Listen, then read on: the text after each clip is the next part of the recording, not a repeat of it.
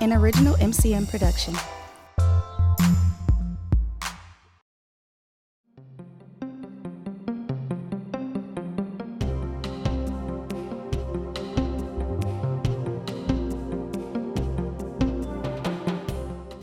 Hello, thank you for joining us. My name is Vel Viley. I'm the Executive Director here at MATA. We are continuing our efforts with the MATA Community Media election interviews. We're honored to have with us Alderman Micheal Murphy, who is also the President of the Common Council. He works very hard. Thank you so much, Alderman. Thank you for having me on the program. Oh, it's terrific to have you here. Tell us a bit about your district. Give us some idea of the parameters. Yeah, I have a very unique district. In fact, it's a microcosm of our city. I represent the area from 35th in Wisconsin to Highway 100, bordered by the East-West Freeway. And then I go all the way to 76 in Capitol. So I have a very diverse constituency, different demographics, ranging from a strong African American population to Caucasian, Laotian, and Hmong. It's one of the unique areas of the city which really encompasses a good part of our city as a whole. Oh, that is. Okay. And you have been an alderman for how long? Since 1989 in a special election, so I'm on my 27th year. So almost older than you. And he's got comedic talent. That was very good. So tell us some of the issues that you think are going on in your district and in the city. Well, in many ways, the issues facing my district are the same issues facing throughout the whole city. Certainly, public safety is one that all of us are trying to address as it relates to some of the violent crime we've seen in our community. It was a very bad year in 2015. The year before, we had 89 approximately homicides, and this year is over 145. So all of us are trying to figure out what we can do better to make an improvement in our public safety in our communities. Certainly issues of economic growth and equity in terms of people getting an opportunity to have a fair shake at jobs in our community is a key issue. Obviously taxes and education are key components of what are facing our city going forward. And those are just four key areas. Then there's issues involving local issues that are probably maybe, but are not unique to just to my district. I think one of the issues I hear a lot from citizens is the reckless driving in our community, which I hear on a constant basis, whether people are considering stop sign suggestions or speeding way too fast, not paying attention while they're driving. And that is a common theme I hear throughout my district, but really throughout the whole city of Milwaukee. So those are just some of the key issues that I think are facing not only my district, but the city of Milwaukee. And finally, the housing problem.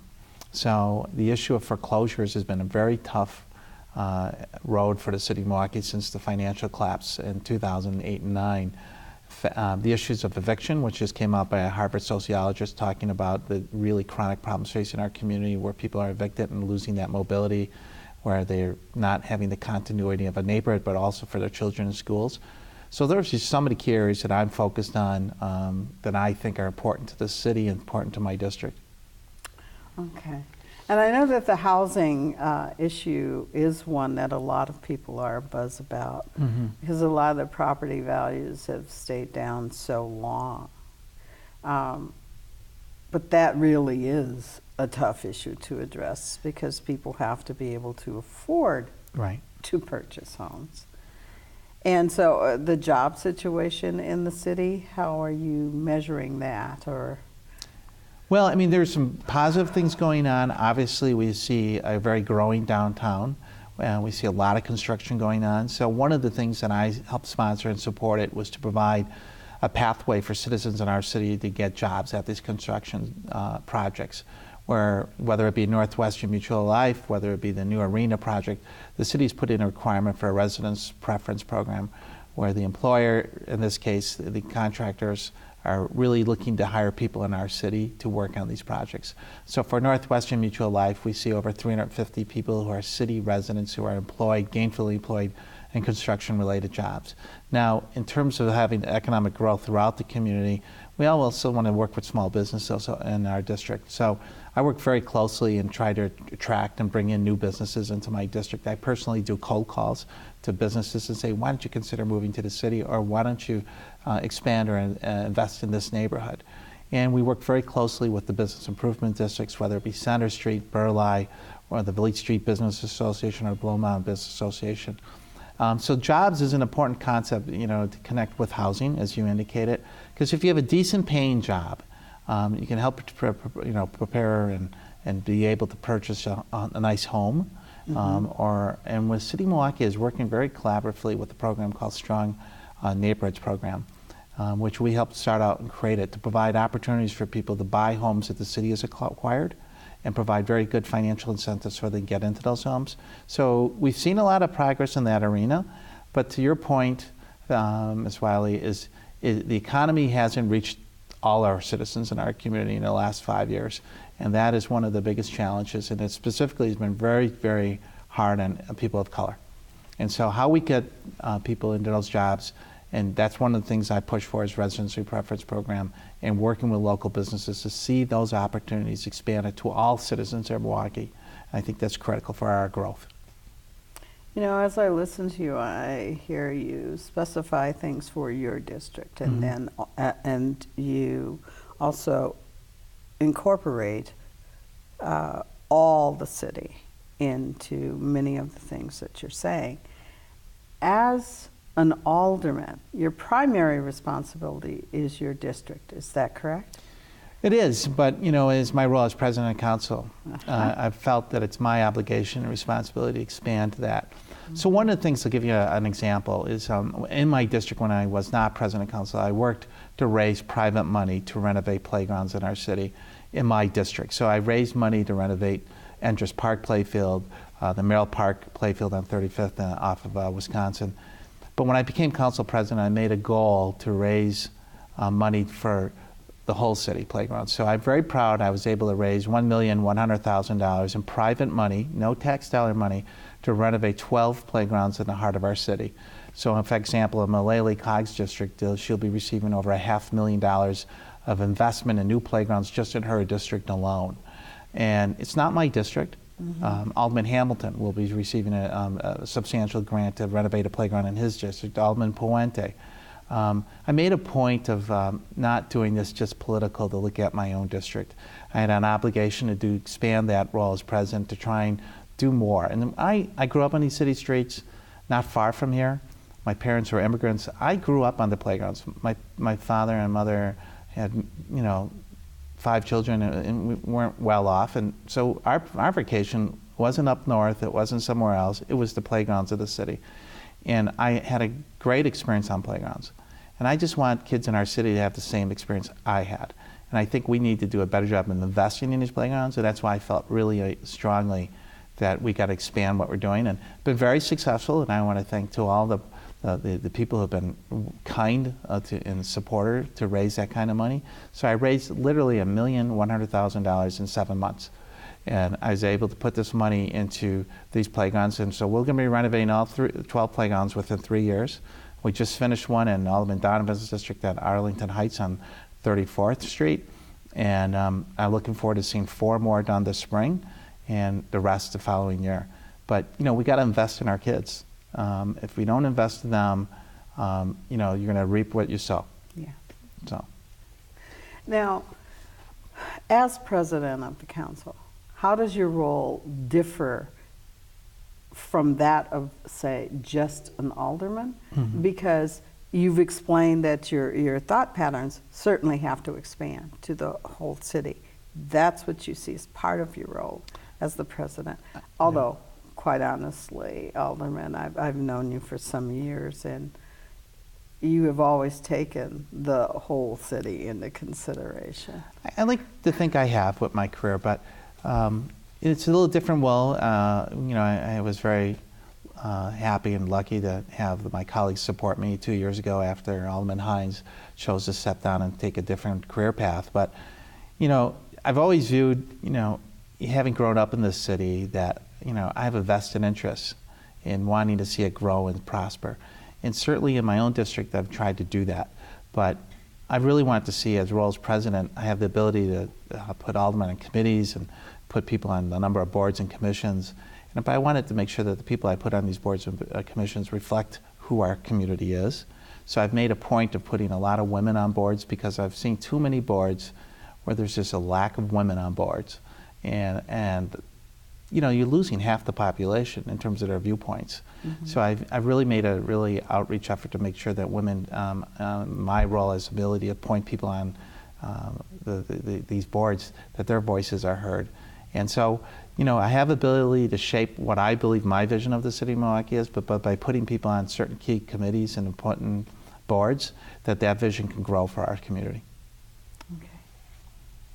And is that a role that you take on as president of the board?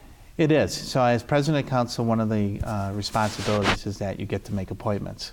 And so I've been really trying to be one who recognizes that not all our members of our community have had their voices heard. So the appointments I've made has tried to reflect the diversity of our city. In addition, as president of council, my voice is a little bit different in terms of just an individual council member. I work very collectively with all my colleagues. And, every one of us have a pretty strong personality.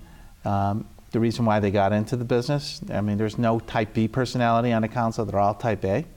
And so, managing and working collaboratively to all of us have a vision for what we have for our own city and for our own district, but making sure that, all of us try to put our passion and our best foot forward as part of the role as president of council, is to make sure that council members have the tools and the abilities to be an effective representation on their city council.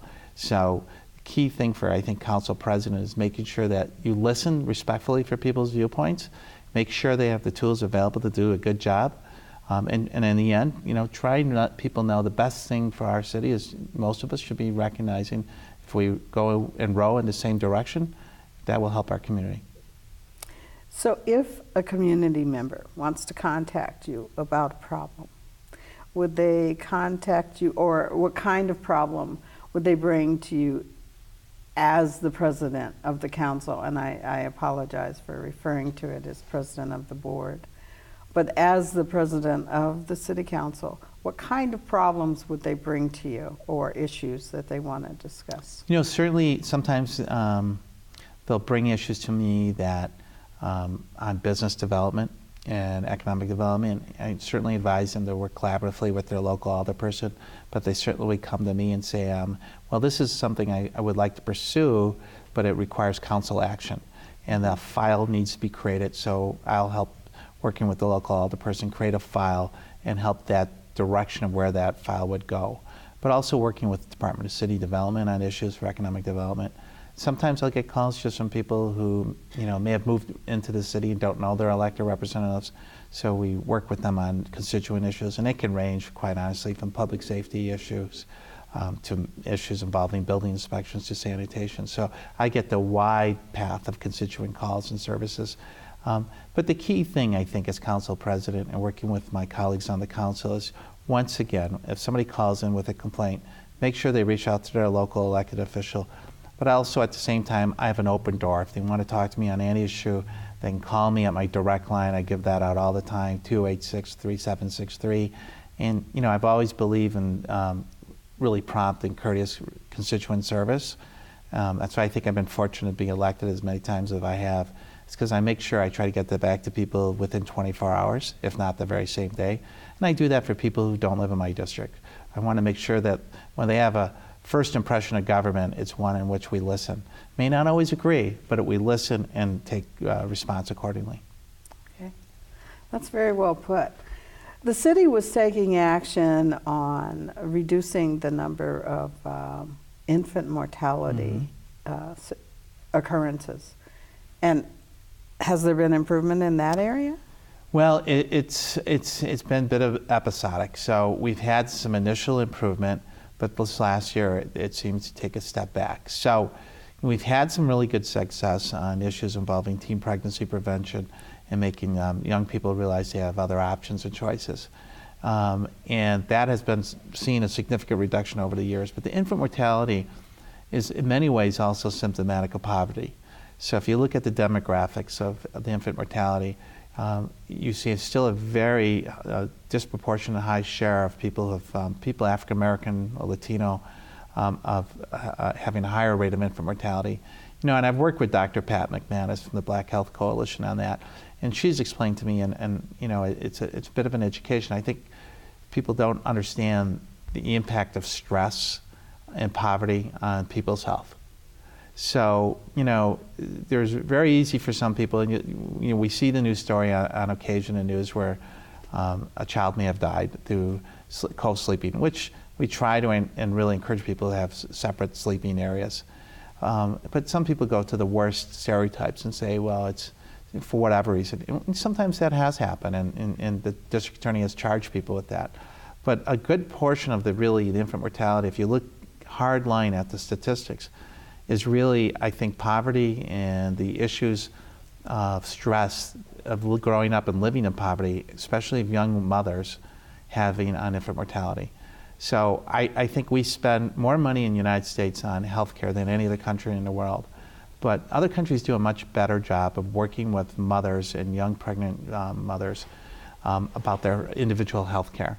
And one thing I would like to see in the coming years is our health department do a better job of outreaching. We do a okay job now, but I think we could do a better job partnering with our local healthcare providers and with our hospitals to reach these young mothers and make sure they're taking the vitamins, make sure they have the resources. I think that is a key issue in working forward. Okay. All right. So what you're saying, a lot of it is education. It is.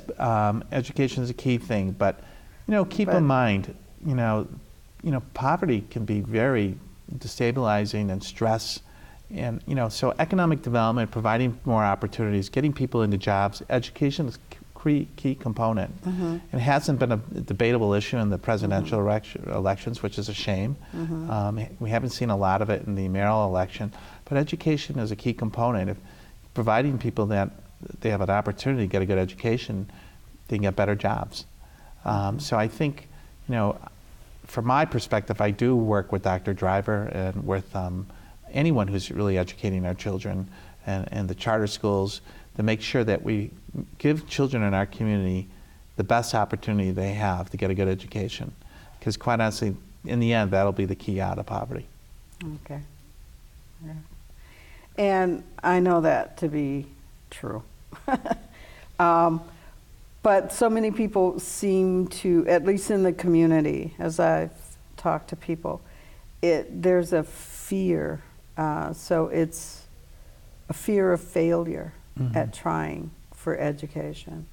And so it seems that even more information will probably have to go to people in the community. Well, one thing I like to really I'm working with Sharp Literacy, I've worked with Milwaukee Succeeds, is a program that they have is trying to make sure that children by the age of really 8 or 9, when they're going into 3rd grade, they're at 3rd grade reading level. So one of the things we have learned through research is that if you don't have a 3rd grade reading level at that age appropriation and you fall back, it's really very difficult. So I think it's so important, the program like Milwaukee Succeeds, the programs that Sharp Literacy are doing, of working to make sure that we really put more attention in trying to get children up to par by that age in 3rd grade to have a 3rd grade reading level. If you talk to teachers, they'll tell you it's very hard as children fall further behind. So one of the things, I hope to serve on that committee in not too future is to really start pushing that initiative, working with our libraries, working with groups like Sharp Literacy, with MPS, all the charter choice schools. We all should agree that one of the #1 priorities for our city should be making sure our children can read age appropriate by 3rd grade. And making sure books are in their houses, not games, but books, and that they have an opportunity that if we can make that forward movement, it will maybe not pay off today or tomorrow, but in 10 years it will. And I think we have to look long-term at some of these systemic problems we've had in our community. So what can we do that will make a change of a long-term path? And I think that's a goal of mine is in the coming years is really how we can get more kids to be up then. It's not to forget the other children, don't get me wrong, but I think that would be a really great goal for our city if we would choose one. We should really choose one and really get children by third grade and being able to read. That would be wonderful. And there are other things that seem to be happening for children. There are lunch programs and dinner programs, as I understand it, that's happening in the schools, so that the children's ability to think is improved by giving them a nutritious meal. Yeah, we hear too many cases of children who coming to school and the only good meal they'll get will be at that school. So I mean, one of the things that we work with MPS on over the summer is that we have programs where children can get a good meal and they can go to places like the Boys and Girls Club or Safe and Sound locations. And right here up on the street at Merrill Park, they have a meal program during the summer. And a lot of our children are in poverty. In many respects, that's one of the best meals they get. So nutrition plays a key role in terms of your early growth of your brain. And we want to see these children having those same opportunities that you and I had. And that would be good. That would help a lot, and probably help in the area of crime. Absolutely. Do you not? Okay. All right. What are some other projects that you're involved in that you think are important to the community and to help build it back, for lack of a better word?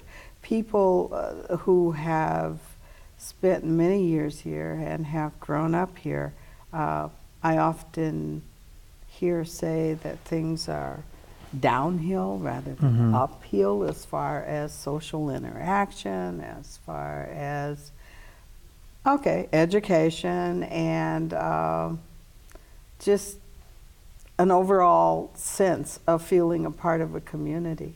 Do you agree with that, or? I think every generation looks past and looks at the earlier generations, that things were a lot better. That's not always the case when you look at the details. I would say that our country as a whole has been split in many ways. We've had a great acrimony in our own state with the governor's previous, races. And there has been a lot about divide and conquer strategies by politicians, which has hurt not just Milwaukee, but our country. And we see that playing it out right now with the presidential election. And it's a great folly of our country and to our state and our city. So projects that I try to work on to bring people together was a project this summer called the Peace Initiative, MK Peace Initiative. It's a peace project, which we challenged young people, mainly people the ages from 12 to 18, to come up with their ideas and suggestions on how to make our city safer. And we had over nearly 200 people entries in the first year alone of kids who wrote personal letters and kids who combined with two other individuals to come up with a team idea on how to make our city better. We awarded the 12 winners and were recognized at the Brewers game, the Milwaukee Bucks game, at Summerfest. And we're going to be implementing some of their suggestions to make their community. I think we need to do more to reach out to young people, to take their ideas and suggestions to empower them. I think one of the things that I found really rewarding was I put the children who had the winning ideas on billboards, their faces, in their neighborhood. So kids in their neighborhood would come up and say, "Chantel, I can't believe you're on the billboard. Why are you on the billboard for it?" And it would say, "Go to MK Peace Project." And they could say, "Oh, you're being rewarded for something really good, and that was a good idea." And that message of in the neighborhood, in the community, to the children and saying, "Hey, government leaders are listening to you. They're going to implement your ideas. Your voice is important, and we want to see that type of thing grow in our community." So I'm a big believer of really reaching out and even to young people and to let their voices be heard. And I want to see that program type of thing grow in our community. Because right now we have too many young people who feel disenfranchised and they're not participating in the system. We need to change that whole dialogue and change that focus. So those are one things I think I've worked on the last year, and I plan on working forward. I think I've tried to play a bigger role in education where we have a control over, where there are charter schools where, quite honestly, I haven't been happy about some of the performance. So I have put in greater controls on that issue, and we're going to challenge if the city's in a charter school business, those schools cannot be failing. So I've really tried to make more transparency so that people in the community have an opportunity to have their voices, or whether they agree or disagree. But also to really challenge our charter review committee to not give a pass. If the school is failing and we don't see improvement, we should not be chartering them, period. And so I put some more focus on that. I've reached out to Dr. Driver and MPS to let them know I want to work with them. These are kids in our city. I grew up going to MPS schools. So I recognize the importance that MPS plays in our community, and even though as an alderman, education is generally an issue that we don't have any direct control over, we do have influence. And so I do want to recognize that, if we want our city to grow as a future, we need to have well-educated people and making sure that they have those opportunities. And so working with all parties, I think, is critically important. Making sure that jobs are available, working with the trades, working with Big Step, making sure that the people who live in our city have an opportunity, a fair shake of getting these jobs. And those are some of the key things. Alderman Murphy, it is clear that you have a commitment to your role and in helping to sustain the good parts and correct areas that need correction. You are a very busy man, and yet you wish to continue this role. Would you like to share for our viewers why? Absolutely. The reason why I'm running for office is the same one I ran from 1989. I have a great deal of obligation, I feel, from this city. My parents came here, 24th and Kilbourne. I'm the first in my family to be born in this country, and they instilled in me a passion and a love for the city and an obligation that I have been given much. I have a responsibility to give back. And I feel I still make a difference in improving the lives of people in my district and the city. I feel I have a lot more to give. I get up every day saying to myself, I have one of the best jobs in the world. I get to help people, and I can make a difference. So when you feel that you go to work every day and you're making a difference in helping people, what else do you need? And so, quite honestly, I think I can still add more to the city and make it a better place. That is terrific. Thanks for having me on the program. Oh, thank you so much for giving up time in order to be on the program. Absolutely. That's just another example of how you're giving back. Well, thank you. Good to see you. You too. Thank you for viewing. I hope that you learned a lot. And be sure to go to the polls and vote on April 5th. However you vote, exercise that right. That is the power.